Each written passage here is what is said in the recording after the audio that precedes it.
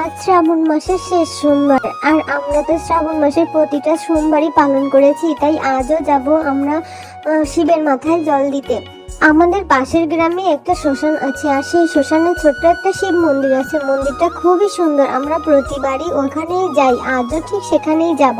কিন্তু দেখো যাওয়ার রাস্তায় কতটা জল হয়ে, রাস্তার জল পাড়ি দিয়ে তো চলে আসলাম, আর এখন দেখো শ্মশানের ভিতর কত জল হয়েছে, প্রায় হাঁটু সমান জল হয়েছে।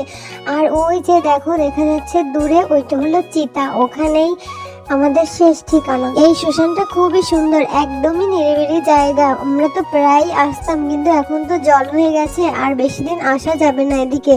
দেখো হাঁটুর উপরে জল উঠে যাচ্ছে প্রায়। আমরা তো এসেই আগে মন্দিরটা সুন্দর করে পরিষ্কার করে নিয়েছি, আর দেখো কত সুন্দর করে সাজিয়েছি। এখন আমরা দুধ ঢেলে পূজা করব। বন্ধুরা, তোমরা কারা কারা এই শ্রাবণ মাসের ব্রতটা